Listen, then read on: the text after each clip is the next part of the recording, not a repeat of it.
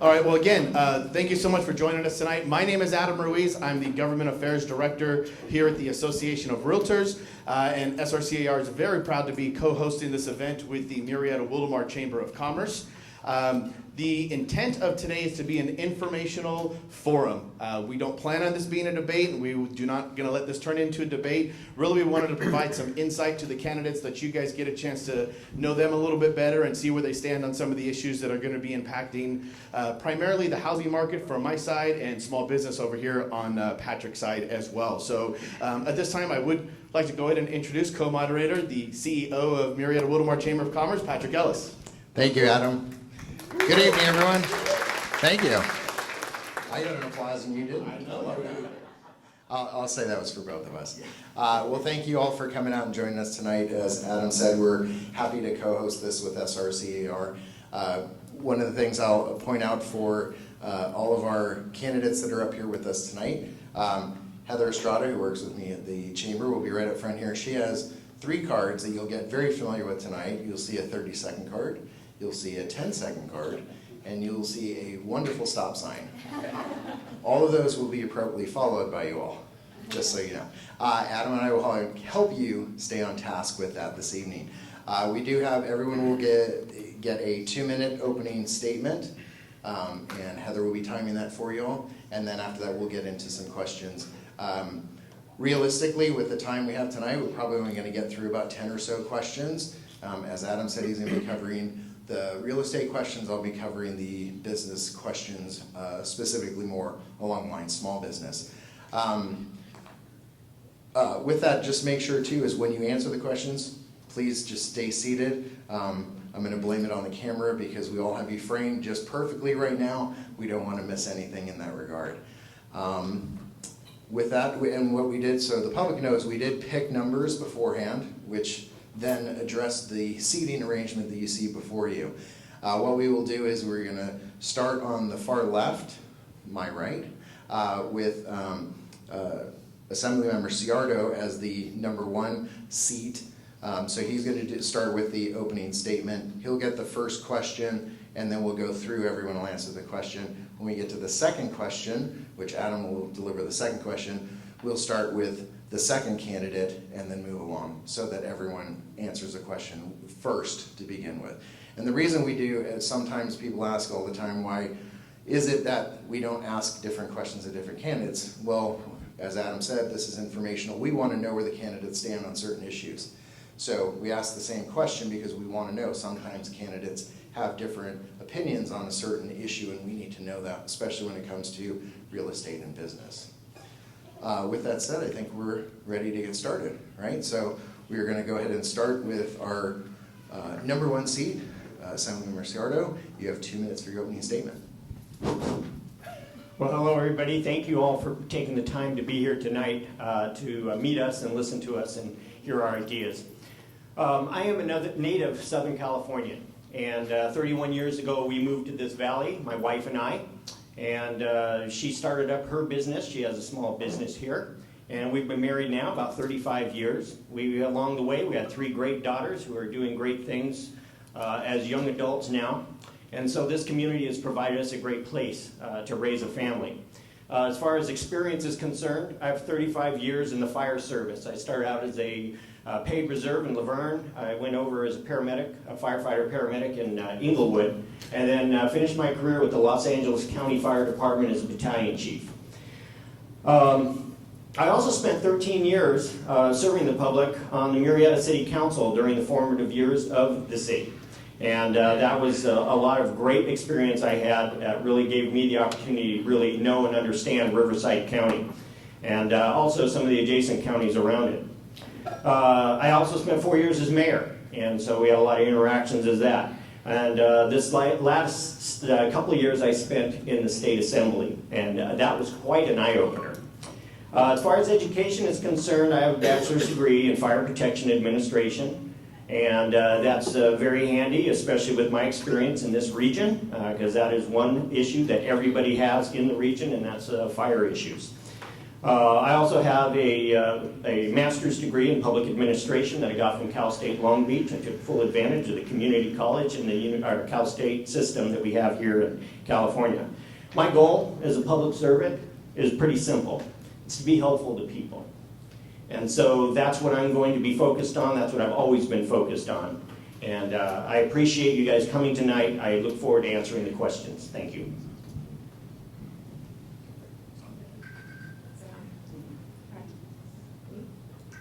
Good evening, everyone. Thank you, Southwest County Association of Realtors and Murrieta Chambers for hosting us tonight. Good evening, everyone. My name is Fazia Rizvi. I'm an engineer, small business owner, and elected to Western Municipal Water District, where I serve on 6 committees overseeing a budget for almost $250 million. My family and I have lived in Corona for over 20 years. Born and raised in Karachi, Pakistan, I immigrated to the US at the age of 16. I finished high school, finished college, and started my business and moved to the district to raise my family. During the pandemic, I started a nonprofit food bank. I was able to bring food and critical resources by holding over 110 food drives, giving out 35 million pounds of food, serving 50,000 families in the Inland Empire, which has converted now a full-time food bank where we are serving 35 nonprofits and churches in the district to help families facing inflation and the rising food costs. I also serve on the Riverside Community College Citizens Oversight Bond Committee, which is a infrastructure bond for over $350 million to make sure there is transparency and accountability for the students, for the infrastructure that's being used for our education. I am running for California State Assembly to bring resources for focus on lifting businesses impacted by the pandemic, rebuild our local economy through workforce development, invest in local infrastructure, enhance and improve veteran services, address the housing crisis, and make home ownership affordable in our district. Thank you.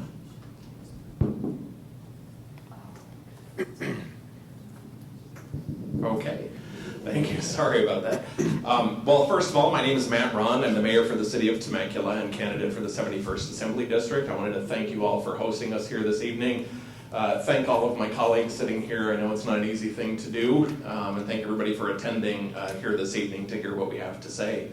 A lot of folks don't know this about myself, so I'll introduce by saying that I grew up in low-income housing in Reno, Nevada. Watched my mother struggle. Back then it was called low income, not affordable. And watched her struggle, go to nursing school, and ultimately be able to afford a house and lift us out of poverty.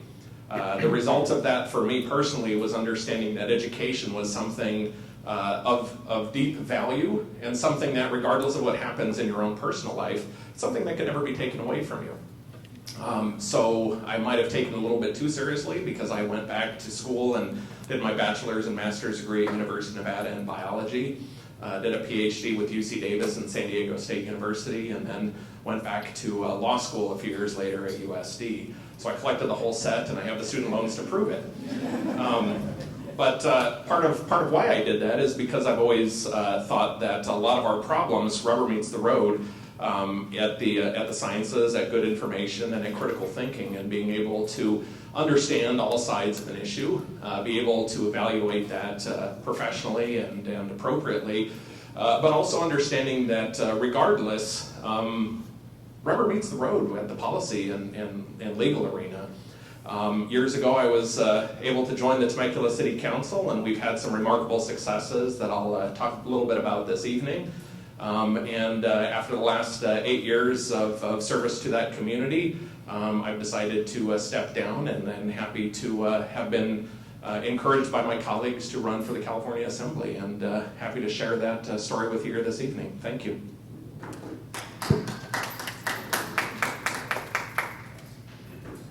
Hi there, everybody. My name is Brian Nash, and I'm running for the state Senate seat here in the 32nd District. My background's probably a little bit different than some of everyone else's here. I actually grew up just outside of Flint, Michigan. My mom was a teacher and a principal. My dad was a small business owner in the trucking industry. And my background was watching GM fall apart in Michigan and watching it go overseas. And that is something that has driven me kind of throughout my life. Education is super important. It's something that, obviously I got from my mom. I learned that lesson the hard way a little bit later in life because I did go to college for pre-med. I was thinking about being a doctor, but with 1 semester to go, I decided to drop out.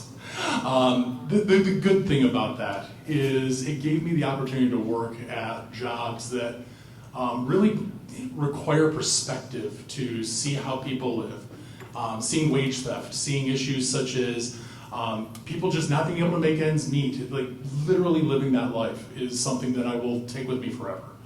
I was fortunate. I found another job at a financial institution and ultimately got me back to school. I got an undergrad in finance. I then went immediately for grad school and got an MBA and a master's in data analytics through Indiana University, which is a top 20 business school in the country. Since then, I've done a whole bunch of work in a number of different areas trying to just help people. Politics was never going to be my thing. Trump changed that, unfortunately. And seeing things, moving from Michigan to New England where we lived for a while, moving to Charlotte, North Carolina, to California, one thing's the same, right? We have these political differences, but everyone just wants to live a better life. And from my perspective, I see education as that conduit to everyone being able to live a better life. Anything from regular schools, STEM courses, that sort of thing, to job training programs for people in the future. They're all super important. They're what's going to drive Riverside County and District 32 in the future.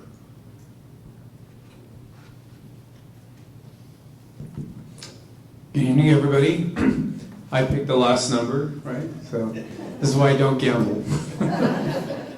My name is Bill Asaley. It's great to see you all tonight. I look forward to answering the questions. I was born and raised right here in Southern California, up the freeway in Corona. I also come from a family of immigrants. My parents came from Lebanon here in the 80s and raised me and my 2 sisters to have a better life. I was the first in my family to go to college, first to go to law school. I served locally as a deputy district attorney here in Riverside County, and then later as a federal prosecutor in the U.S. Attorney's Office when they used to prosecute real crime instead of political crimes. And then in 2018, I stepped down and run for office because there was an incumbent assembly member who was voting the wrong way. They voted for the gas tax and a lot of other bad policies, and not a single person was willing to run against her. Not one Republican in the whole district. So about a month before the deadline, I did agree to step down from my position and run against her. We ran a tough campaign. We came close to winning, but 2018 was the first year they had ballot harvesting, so we weren't ready for that. Since then, I've opened up my own law practice. I do estate planning, and we do other related legal services, so I'm now a business owner.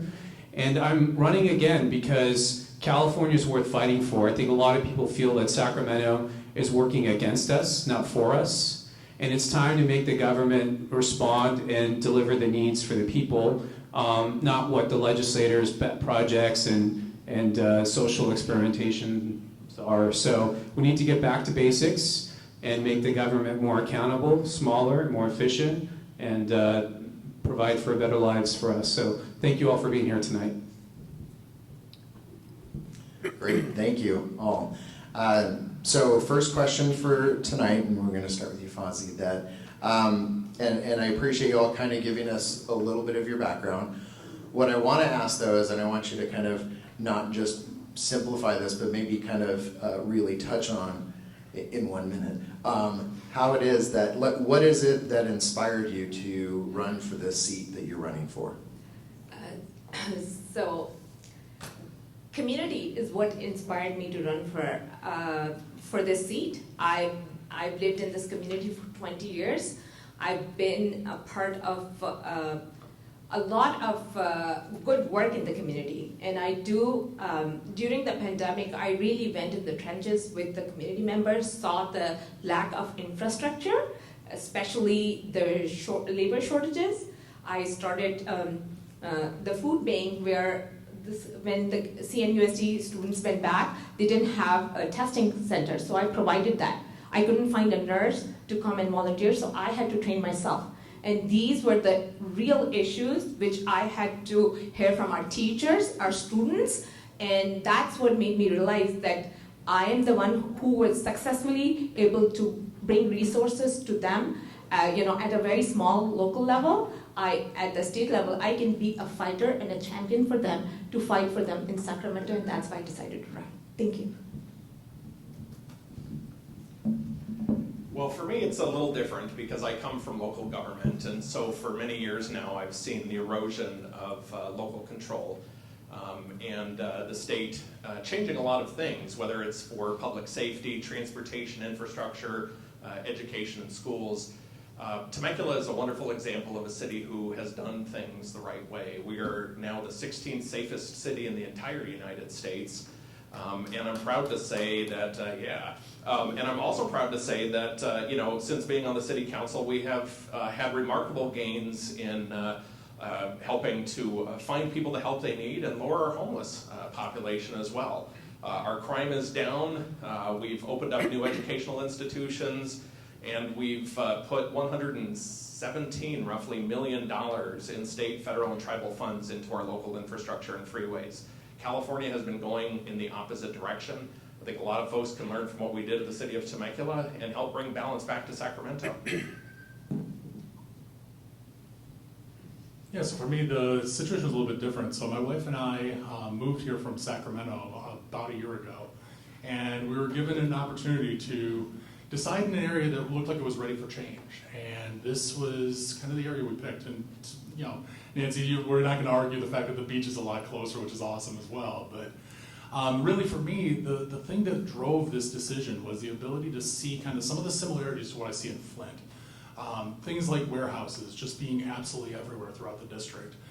Just seeing lack of innovative, businesses that really can drive the future. We have a lot of small businesses, but there are a lot of similar businesses. And I think that if we can diversify that, that is something that will drive us to have the next best decades, for just decades to come. So we'll go from there.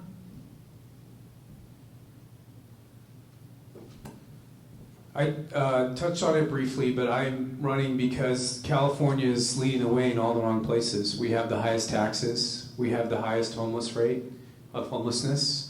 We have the worst performing schools despite spending the most amount of money.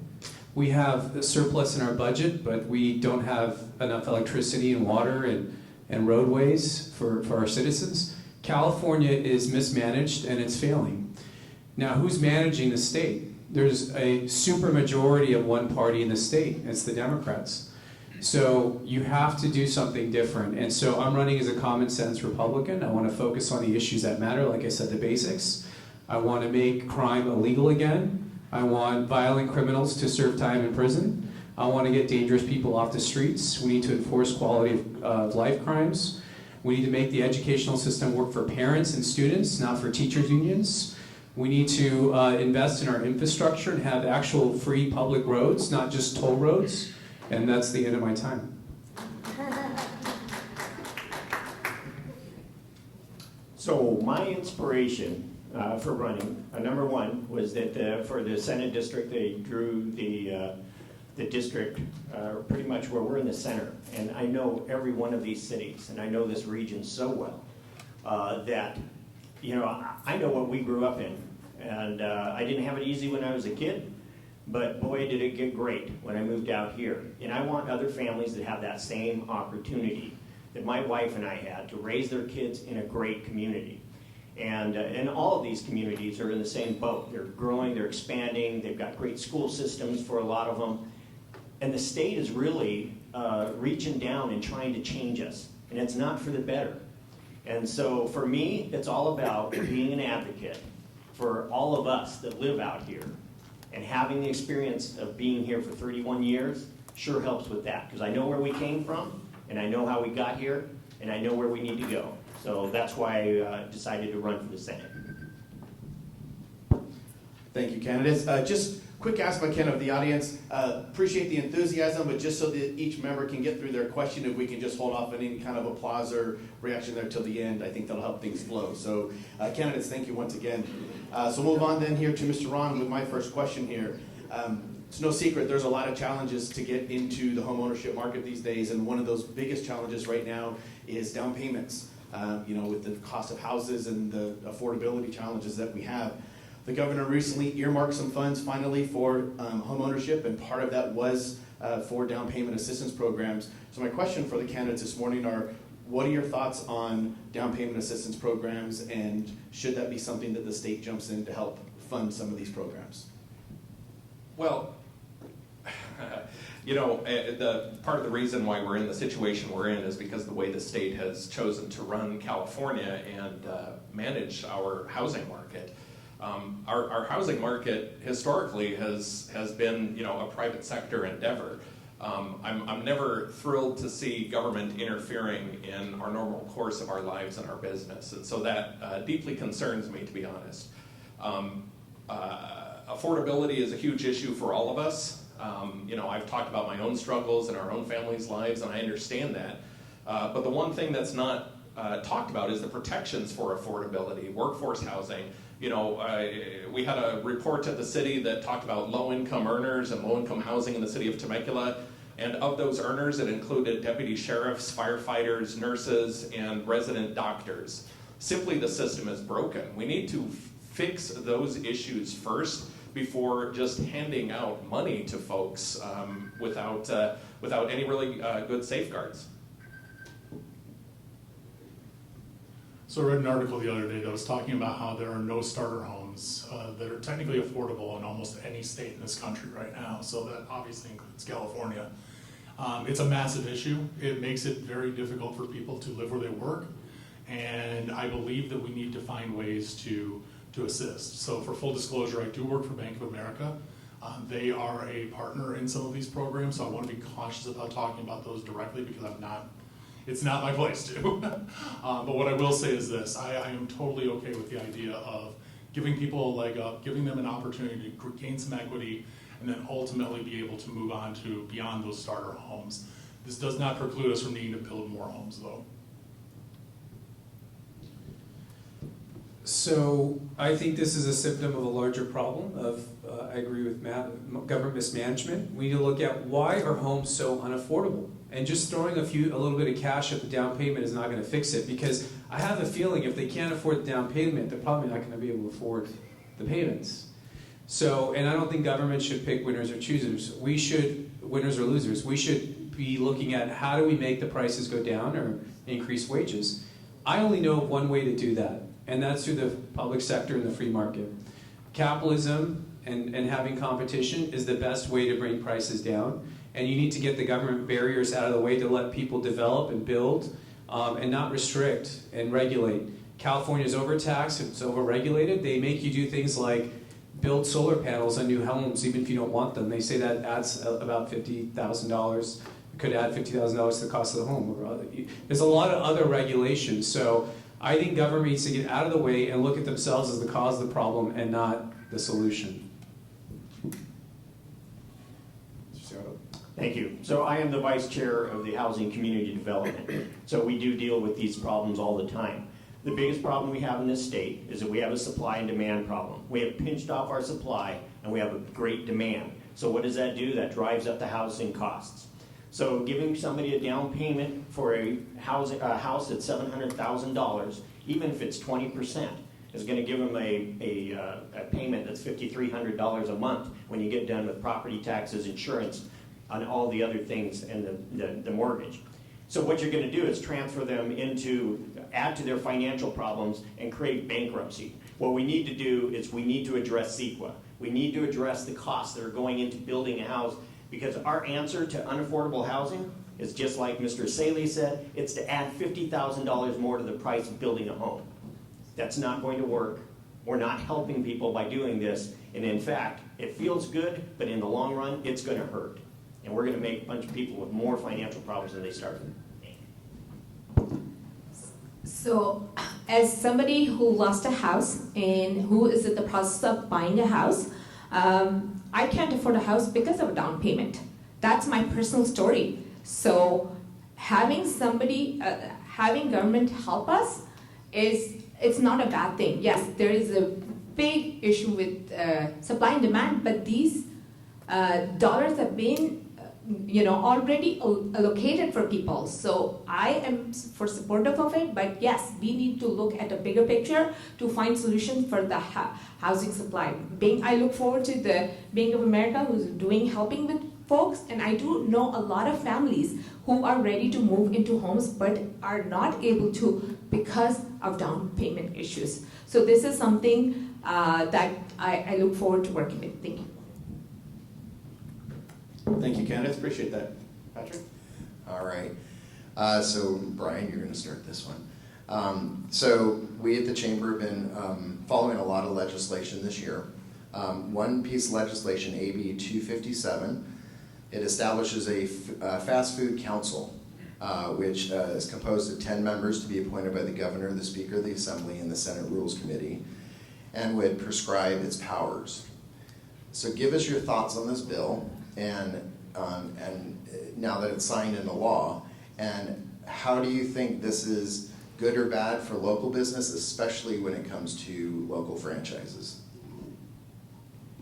So, great question. I think that this is something that could definitely hurt franchises in the traditional sense, the McDonald's, the Burger Kings, things like that. But I think this is a great opportunity for small businesses to step up and really kind of start to diversify our cuisine and culture and things like that.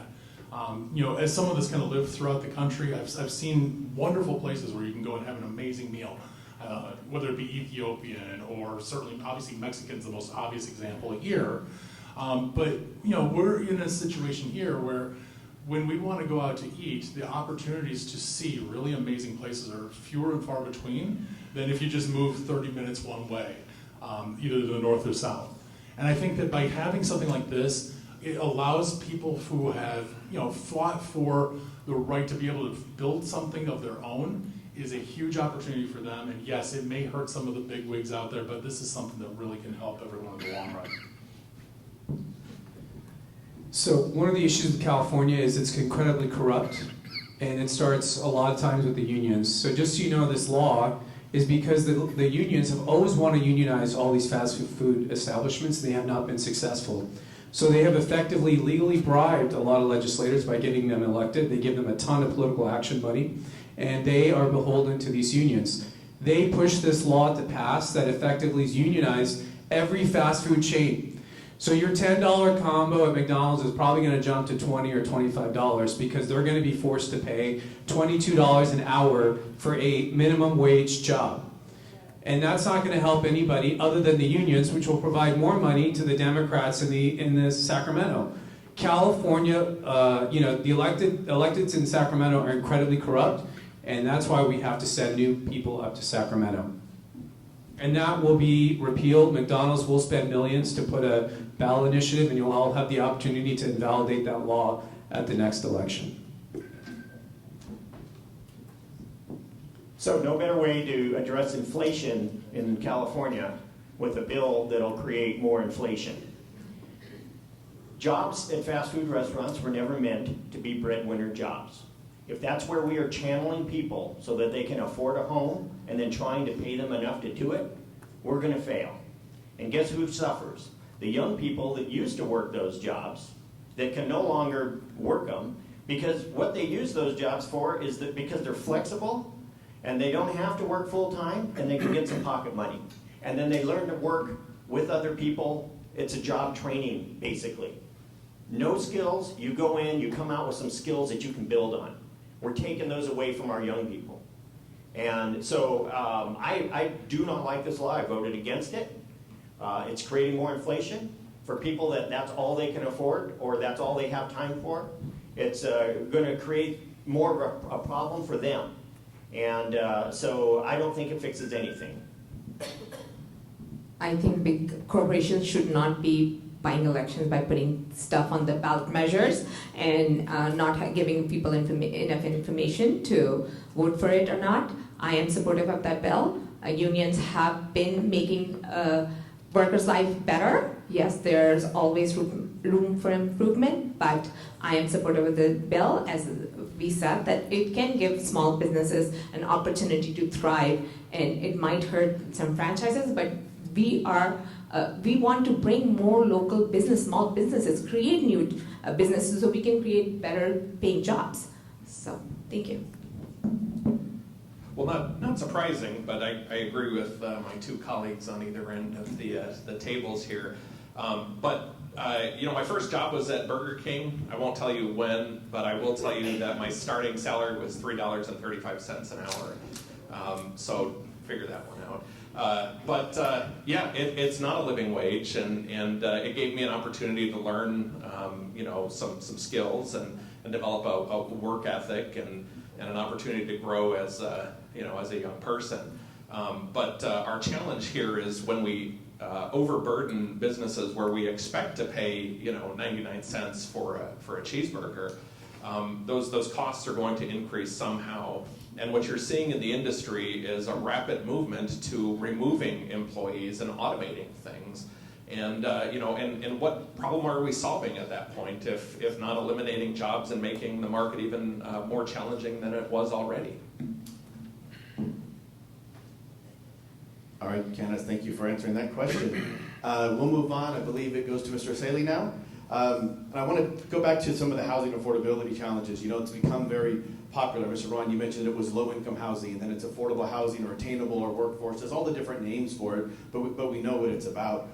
But the cost to build continues to increase. Mr. Ciarda, you mentioned CEQA earlier, and that obviously adds a lot of cost, potential lawsuits and challenges into that. And I want to be very clear, and I think everyone here would agree, that we know that government doesn't build houses. We know that. But what would you guys do, or what do you see as a policy solution to help incentivize developers to continue to build the homes that are so sorely needed? I don't think they need incentive. I think they need government to get out of the way so they can build. When I speak to developers or business owners, more than the taxes, it's the regulations. It's like you said, CEQA. For most people who don't understand, CEQA is a law that allows anybody to sue to enforce environmental regulations, and a lot of these environmental groups who basically don't want any development will use that as leverage to stop developments. They say, if you don't give us our demands, we want X, Y, Z, we're going to hold up your project in court for years. It's legal extortion. So it does need to be reformed. But let me tell you when CEQA doesn't apply. When the people in Sacramento want to build something, so when they want to build the stadium for the Sacramento Kings, they waived CEQA. They actually wrote a law that says we're going to exempt this from CEQA. But if you want to add a lane to the 15 freeway here, good luck. It's going to take 5 years. So we need to get rid of these laws. They need to be reformed. We got to take away the regulatory burdens that make it impractical or impossible to build and develop. Oh, first of all, you need to get people up in Sacramento that understand how, when you come up with an idea here, what it looks like on the ground. Because this housing issues are a prime example of that. If you increase regulations, make it more expensive to get products, and double down on the inflation that's going on in the nation, then the prices are going to go up. If you leave a 35 to 40-year-old document called CEQA intact the way it is right now, and expect it to work in today's world, you're going to fail. If you continue to add to labor costs with all kinds of regulations, etc., it's going to cost more. We are not going to get out of this housing hole. So what we need to do is we're going to have to look at our regulations. We're going to have to streamline our CEQA. We're going to have to continue to not drive up labor costs. And we need to get out of the way and let people work. Let people build. That's who does the work. And we need to let local control determine that. Absolutely. So, yes, CEQA needs to be streamlined. We're working on the, serving at the Western Municipal Water District. We've seen projects that just takes, a really long time. And especially with the conditions of drought and what's going on with the water issues in our county and in our state, I believe this CEQA needs to be streamlined, and I am I look forward to working with regulations which we can work to improve that. Thank you. Well, of course, CEQA needs to be streamlined, right? That's the easy place to start. But the reality is our hands are tied at a local government level. I've worked for about a year now trying to tackle some of our more fundamental housing issues in the city of Temecula. And we have some wonderful ideas and wonderful plans to move forward attainable housing, workforce housing, partnering with our local businesses, our community college, our hospital, Costco, Trader Joe's, right? It doesn't matter. Let's work together to find the housing for the employment to help our city prosper and thrive. California is known for being such an innovative state, and yet laws are in place that say we can't do that to benefit our own city. If we do anything, it has to benefit the entire state of California. You can't prioritize your employers.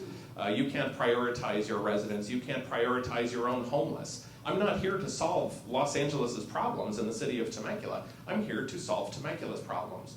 And yet there are so many hurdles in our way for being able to do good, innovative things. So I definitely agree with everybody, and that CEQA can definitely be streamlined. However, I do want to just say there is a definite sense of NIMBYism kind of throughout California, not just here in this area. We definitely saw it up in Sacramento as well, in that people don't really want to give up the space that they have because it's already we're already a fairly cramped state. I do believe that there are plenty of things that we can do to help, though. It does require help from the local, city councils, people like that, to work with local leaders, people who are thought leaders in attainable housing, and trying to find ways to work with groups such as Habitat for Humanity, for example, and really being able to partner with these people so that housing can be available, not just for those of us that have been fortunate enough to deal with the good times and the money that comes with that, but those that are just getting started or just need a hand to move forward. Great, thank you, candidates. All right, so Assemblymember Ciarto, we'll start with you on this one. So the last 2.5 years have been extremely difficult for small business. Impacts of small business right now with inflation and extremely high gas prices are enormous. Would you support a rollback of the gas tax or a moratorium for an extended period of time? And or do you have any other ideas for small business in that regard? Absolutely would support the rollback for gas tax in California. That's although it won't solve the problem of why we have $7, right now it's $5.50 a gallon now again. Gas in California, while everybody else has $4 a gallon gas. It's a start. And it's helpful to everybody, trucking industry, the people that deliver the goods, because that gets passed along to everybody else. That's some of the stuff that we can do. That's one of the things that we can do. I'm in favor of the gas tax. I stood up with the rest of my colleagues up there. We tried to get it passed 5 times, and we got shut down every time. And yet there is no other answer. We have also given out grants, et cetera, to a lot of the community businesses to keep them afloat during COVID. And when those things happen, that's the type of things you need to do. You need to reach out, help them directly, and keep them afloat so they can continue to thrive afterwards. So mostly the money from the gas tax is going to construction jobs. So jobs are very important, and so I do not support the roll of the gas tax. But also, Governor Newsom just announced $1 billion for small businesses day before yesterday.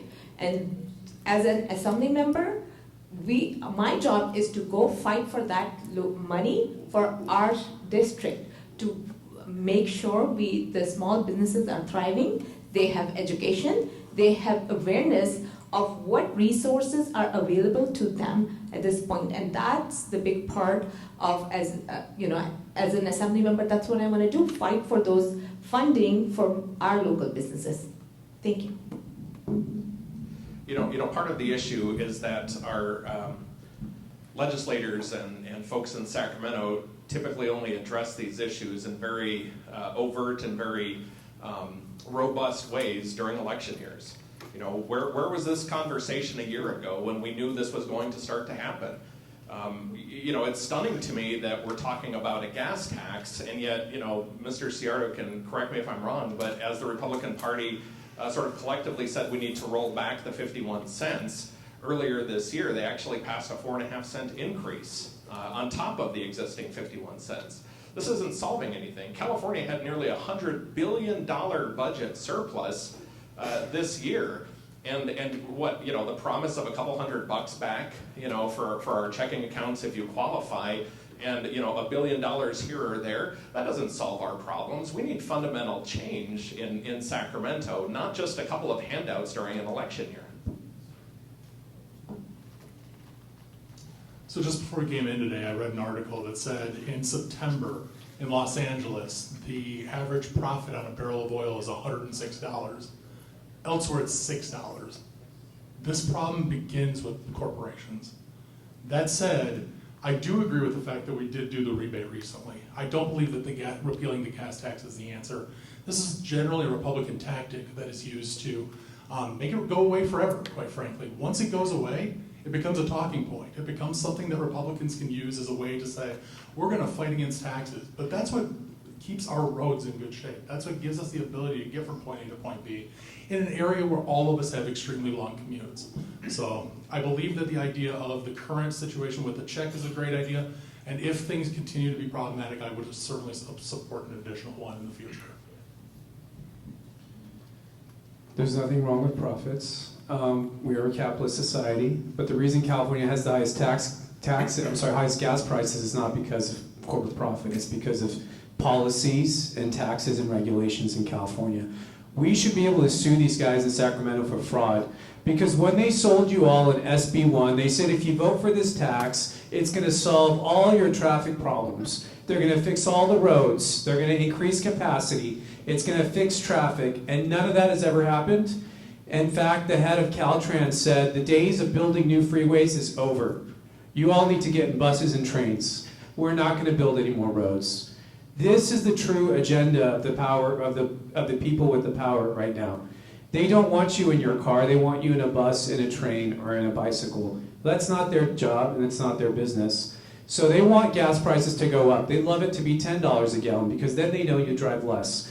This is a form of social engineering, and we didn't elect them to social engineer our lives. We elected them to represent us. Thank you, candidates. Thank you. So we'll move on. I believe this question goes to Ms. Risby.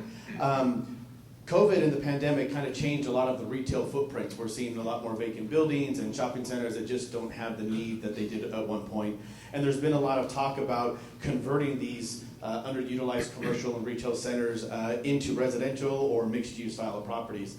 Is that something that you are in favor of, and how would you see that playing out in your district?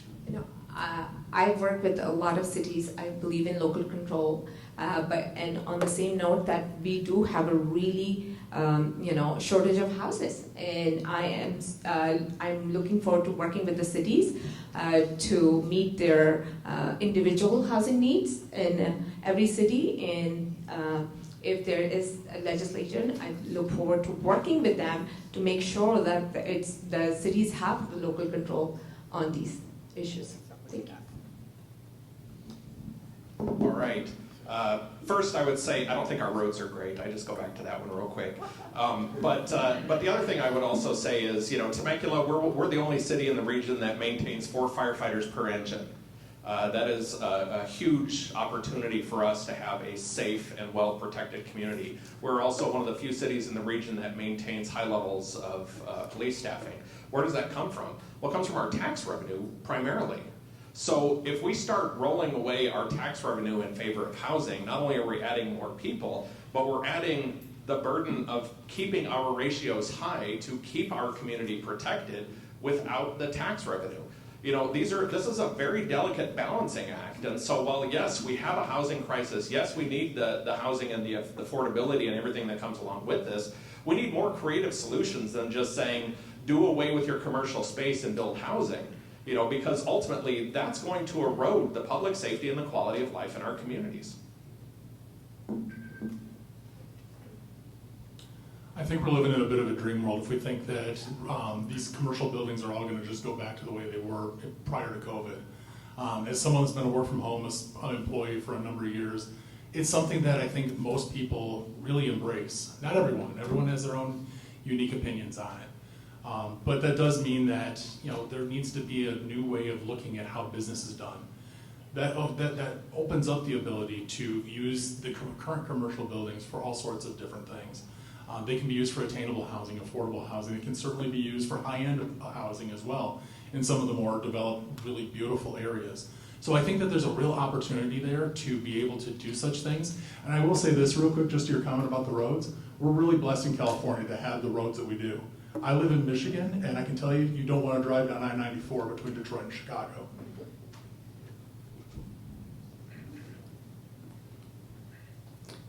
Michigan's also run by Democrats, but I don't want to throw that out there. But on this issue, I think we need to talk about what's the proper role of government. Instead of saying, we need a law on this, we need a law on that, what is Sacramento's role? It's not to tell us how to live our day-to-day lives.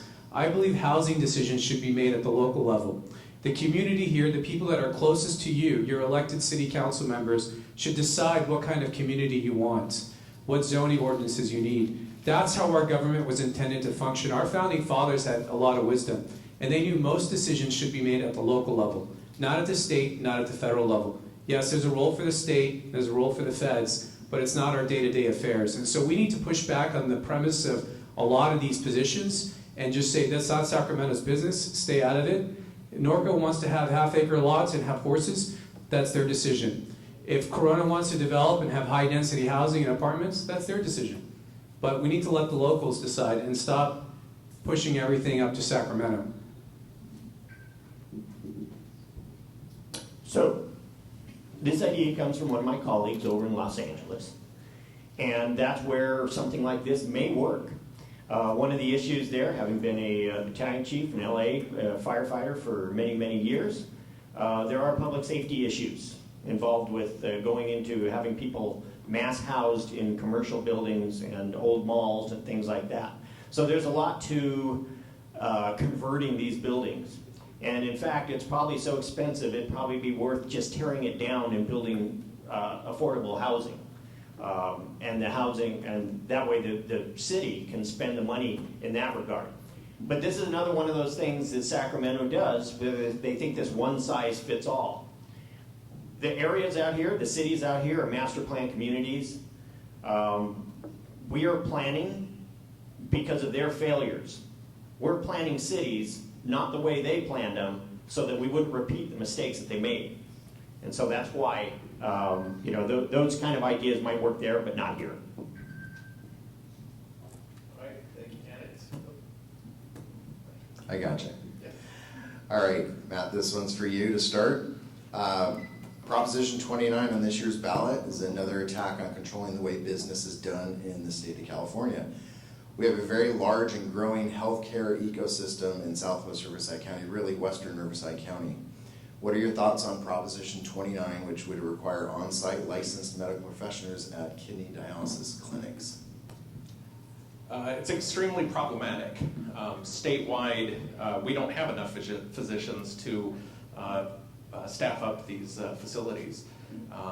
And so what do you do in places that are underserved communities in particular, where you're asking a physician to be staffed full-time? You know, one of the things that it's not a fair conversation. Let's go back to why this exists in the first place, is because they've been trying for years to unionize the dialysis clinics and workers there. And the dialysis clinics and workers have said, we're simply just not interested in this. We have good pay, we have good protections, we have good services here. And so they have been fighting this year after year after year as a very obvious attempt to upend that industry to get their way. The unfortunate thing we're struggling with now is not only can we not afford it, but it hurts disadvantaged communities immensely, and that's just simply not fair to Californians. I believe that as a medical facility, you have a bare minimum standard of care that you must meet. And this is something that, an ounce of prevention is worth a pound of cure, right? Like, so when you have dialysis patients in there, any number of things could hypothetically go wrong. It's rare, but it happens. And I could argue that the idea that a corporation could staff doctors in these facilities to make sure that their patients are safe is good for the patients. The fact that you have a doctor there for the company is a risk mitigation tool. It avoids lawsuits. It makes things easier for that corporation to run. So yes, clearly it increases costs, but it is not for the wrong reasons. Is there a problem at dialysis centers that I don't know about? Because I've never heard anyone complain about the dialysis services provided in California. We have several private companies that do it. They provide good care, and people seem to like it. This is nothing but another attack by labor unions to go after an industry that has resisted their efforts and attempts to unionize and extort them. And to the credit of the dialysis community, they said no, and they are willing to fight, and they spend millions every year fighting this. This proposition will lose. It's a waste of money that could go to other things, better things, charitable things, but they're going to waste it in politics because the labor unions don't have a shortage of money. They force their members to pay them every paycheck, and they always have money for politics. In the private sector, they got to take money from other places and spend it on politics. It's unfortunate, and that's part of the reason why California is corrupt and broken. So I wish I had a few minutes to spend on this. My answer is absolutely not. What has been previously stated is absolutely true about what it is that real effort is. But having responded to dialysis patients before and dialysis units, dialysis is all about being able to get as many people dialysized as you can possibly get, because they can't wait in line, they can't wait around for a facility that's open. If they don't get dialysis, they'll die. And if it costs too much, they won't get it and they'll die. And so they're not unsafe. They have RNs, they have nurses there, they have nurse practitioners there, a lot of them. And anytime something goes wrong, just like a doctor's office where you have a physician on scene, you know who they call? 911. And then the medics come, and then we help get that patient stabilized and then transport him to the hospital. There's a system that works. We don't need to mess with it so that we can unionize all of the workers and make it less affordable for people to be able to access it. So this is for the voters to decide, but I do believe that having extra people to take care of the patients, that's good. That's good. And having funding for that helps as well. And I know my colleagues that keep on saying, unions are bad, they're corrupt, but they are providing good quality and living wage jobs for our community. A lot of people are dependent on those jobs. So just saying that it's a corrupt system doesn't find a solution. We need to be working with them to create innovative solutions for our communities. Thank you. Thank you. All right, thank you. I believe this is Mr. Nash's turn for this question. So the districts here, that you guys would be representing have very different communities, right? Some of the cities and communities there are nearing build out or are built out. Some have a ton of land that can still develop. We're all faced with, trying to meet our RENA numbers and, going back on that housing supply type of shortage. There is discussion also about zoning and land use and modifying current zoning and land use to make room to build some of these additional houses. Do you agree with using that as a tool to do that? And then again, how would you see that playing out in your district? And then we'll stop there. We'll go that one. It's a good question, huh? So let's be honest, this 32nd district is absolutely huge and it's super, super diverse. So it goes from Chino Hills down to basically Temecula, heads eastward, basically to the Salton Sea, cuts around Menifee. So it's this absolutely huge space where you've got some really populous areas as well as other ones. This is an area where I think local control really does matter. I don't want to tell Anza, for example, what to do the same way as Corona. They're not the same. They don't have the same needs. They don't have the same populations. But I do believe that there are ways that we can reduce some regulations to help the process. But ultimately, I want to make sure that we do lean on local officials to make sure that they are suiting the needs of their people best. Sort of relate to the other question. No, zoning laws need to be made by local electeds. Sacramento has no business in the zoning laws. It's not they're not competent to do it. It's not their skill set, and I don't believe they have proper jurisdiction to do it. Once Sacramento runs state government well, then they can go tell local government how to run their business. But Sacramento doesn't have the place to tell anyone how to do anything better. So let the locals do it, which means let you guys do it. You guys elect your local officials. You usually get 5 council members, and they can make the decisions you want that are best. The only reason you see this happening in Sacramento is because they haven't been successful at the local level, and so they want to go to Sacramento, override your decisions. That's what that's about. So no, I think those decisions should be made by each individual city. So, every city has a general plan, and that general plan gets amended every once in a while according to the needs of the community as identified by the people who represent that community.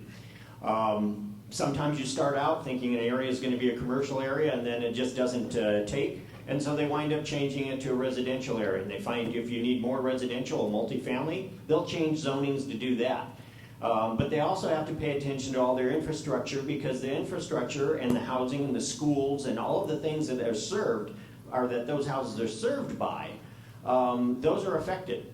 And if you don't have sewer systems, if you don't have water systems that are adequate to serve these areas, and the state is changing zoning and creating a problem for the cities, well, then there's a massive cost that goes with that. So zoning needs to be done by cities. And the goals from the state can be part of the plan, but the cities are the best equipped to be able to deal with them.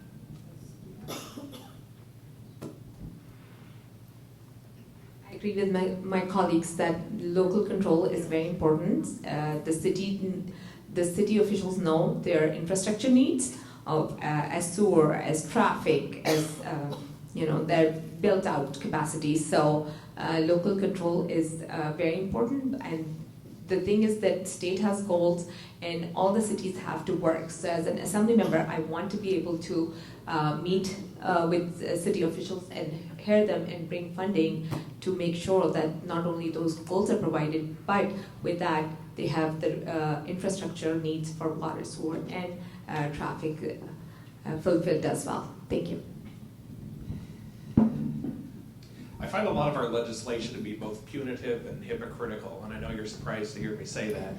But punitive because we get punished for the sins of other cities, that weren't good actors in housing development or affordable housing development.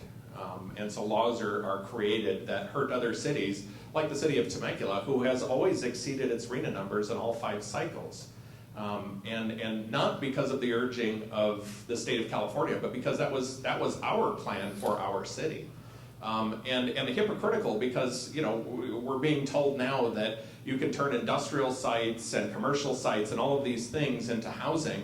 We zone to protect people from living in industrial and commercial sites. We talk about environmental justice and protecting health and safety of our community. Based on that was why zoning was created in the first place. And now the state of California is saying, no, ignore all of that and go ahead and put low-income people in high hazardous conditions. It's ridiculous. All right, Candace, thank you. Patrick? All right, thank you. All right, we're 1 hour down. We only have 2 more hours to go. Just kidding. Just a few more questions, I think. All right, so Bill, you're on the clock here. Start next. So we've seen unintended consequences of legislators writing legislation to crack down on big business without considering the unintended consequences to small business, AB 5 being a perfect example of that. If elected, what steps would you take to avoid these unintended consequences, and what will you do to assist small business? There's a lot in that question, but AB 5 is a great example of what happens when Sacramento tries to tinker with businesses. AB 5 is a disaster for independent contractors and people who want to run their own affair. Look, I think the fundamental problem is Sacramento's too involved, not enough involved, so we need to roll back some of these policies. But the bigger problem is who's in Sacramento? Who are the legislators up there? Look at them. A lot of them have never worked in the private sector. They're activists. They're government bureaucrats. They're people who get handpicked to run by political consultants and unions, yes. So you need to have people with actual real-world experience, people who worked in business. I've been working since I was 16. My first job was at Macy's, and I've been working ever since. I've worked in government. I was a prosecutor, so I have an understanding when they want to change criminal justice laws and pass things like Prop 47, I know exactly what that's going to do, and that's one of the reasons I ran, because I knew what was going to happen. We're going to have, it was going to be a mess in the streets, which is what we have now. So my answer for this question is the same answer I have for a lot of different areas. Legislators are not experts in everything, and I will be the first one to tell you that I am not an expert in everything. Yes, my wife has a small business, but that does not make me an expert in what is going on with small businesses and what's creating the inability for them to be successful or even consider coming to California. So the first thing you need to do is get together with them and find out from them what it is that is injuring them and keeping them from being successful. I look at every piece of legislation through that lens, and when we have questions about how it affects them, we consult with chambers of commerce, we consult with business owners in the community, and we listen to them, because they're the ones that are ultimately going to tell us how that affects them and whether we should be supporting something or not. And so that's the best thing I can do, is consult with people who are experts, who are affected. So as a small business owner, I see it, a lot of regulations does get imposed, which are not good for our local community. It might be good for LA or Northern California, but that's not good for us. That's something, that's one of the reasons that I stepped up, that I think the legislature needs to hear from businesses of what's going on. I've been a part of Corona Chamber and working with them and looking to partners with different chambers to learn about the issues, what the rest of the businesses, small businesses, are feeling, and to learn and implement policy with that. Thank you. Well, again, going back to punitive legislation, that's exactly what we're talking about here. You know, why not talk to the business owners who have subcontractors, have folks involved? You know, I've been a small business owner in California for 20 years now. I know exactly how difficult it is when California changes laws, changes fees, changes everything. You know, part of what I do for a living is work very closely with our firefighters and address issues with wildland fire. I'm proud to say we're building the first West Coast Center of Excellence in Firefighter Mental and Behavioral Health, just about 25 minutes away from here. Nobody wanted to build that center in California. I advocated for that for years because they know how difficult it is. They know how challenging it is with the employment laws. And there wasn't a single person in the International Association of Firefighters or beyond that who wanted to land this in California. And yet CAL FIRE is the single largest fire department in the United States. It needs to be here in California. We have been a state of innovation and prosperity for so many years. We're the 5th largest economy in the world, and we need to start acting like it. So ultimately, I agree. This is something where we do need to work with our small business owners to make sure that we're finding the right solutions for them. I think the bill was well intended. I think it makes sense for certainly larger corporations, larger companies that, you know, the gig workforce, if you will. There's a reason why that's there. But at the same time, I think that it's important to make sure that we are helping the little people. They're the ones that are going to drive our economy forward, not just now, but certainly 10 years from now, 2 decades from now. They're the ones that are going to continue to make sure that we run appropriately. Oh, by the way, I liked your last comment. I appreciate the fact that you like the workers and the people that started in business and didn't just live government life. I appreciate your endorsement. All right, we'll move on to my final question here for Mr. Ciardo. This is something that we in the real estate industry have to deal with our clients every single day. It's affected homeowners, probably everyone in this room, including yourselves, and it's fire insurance. It's affecting our ability to do transactions as fire insurance has either gone away or become so inexpensive it possibly disqualifies people. Is there something at the state level that can be done to help make sure insurance is both available and available at affordable rates to protect the homeowners in our area? Yes, this is going to be a long process. Fire insurance, of course, is tied to risk, and risk is tied to conditions. And in California, we have done nothing right with vegetation management for years and years. And so we have put houses in pathways where they are at more risk. And because of that, we've had some pretty significant fires that have cost the insurance companies millions and billions of dollars. And that's why these rates are going in the direction that they're going. And some people won't even get fire insurance. We have to do a better job of making sure that when we build communities, they are insulated from the areas around them. Because that's all that's left, frankly. The entire California is a fire risk. There's not a community that doesn't have it around it. So if we do a better job at making sure that we do the vegetation management that's needed, then they won't be having the risk that they have, and therefore their insurance companies will feel free or feel better giving them insurance.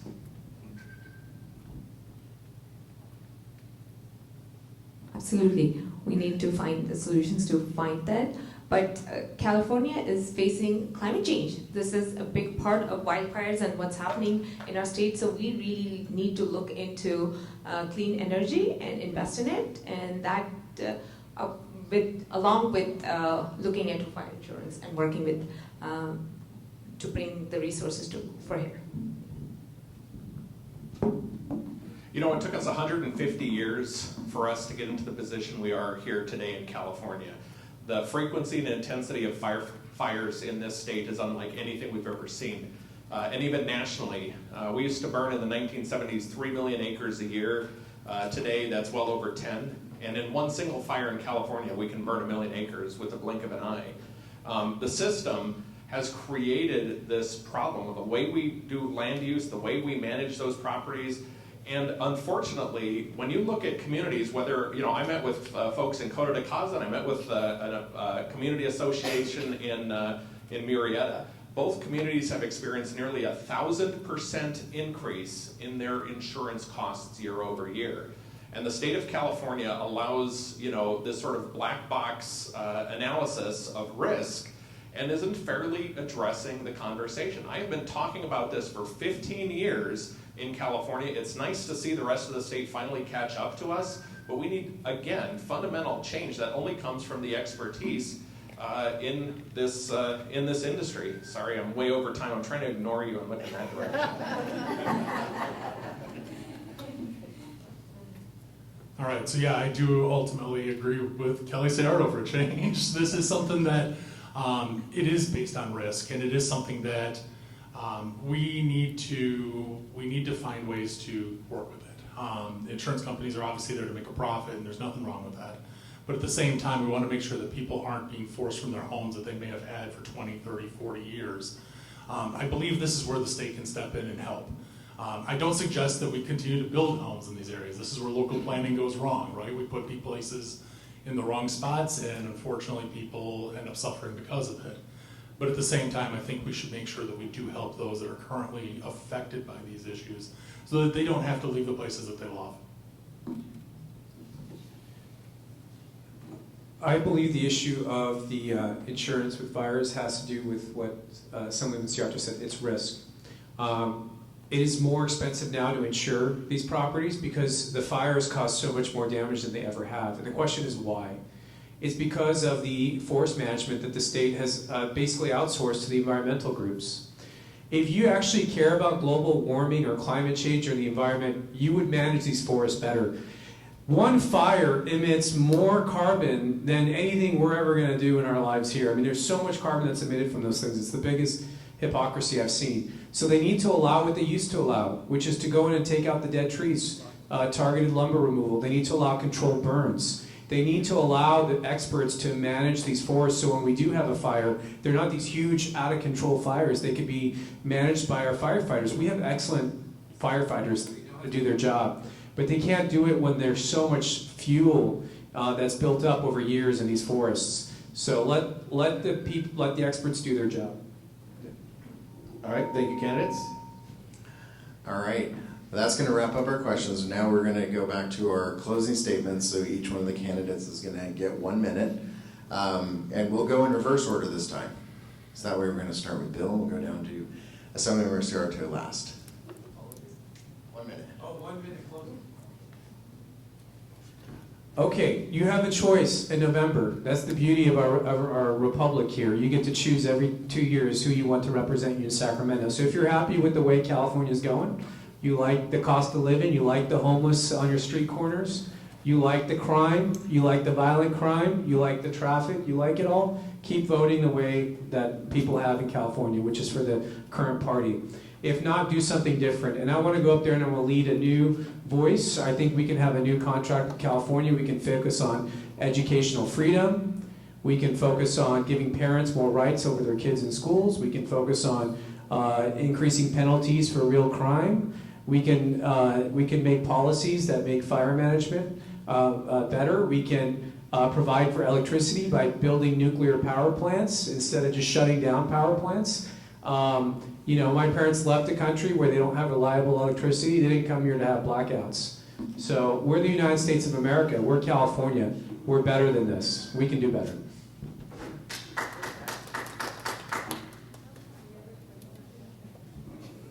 So my biggest issue in this race is education. It drives everything that will drive California forward or backwards. We have a situation right now where there are people running for school boards all across this state that are they're doing this under the guise of wanting to bring freedom to their school boards, kind of like what you were talking about. But the reality is that what they're doing is actually going to push us back 50 years. They don't have the control that they think they have.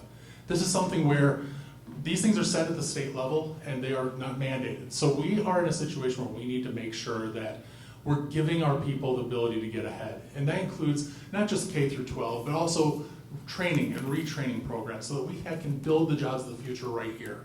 These are the things that would solve our climate change issues. These are the things that would ultimately help to build a much better, longer, more vibrant California and bring us back to the prosperity that we should have.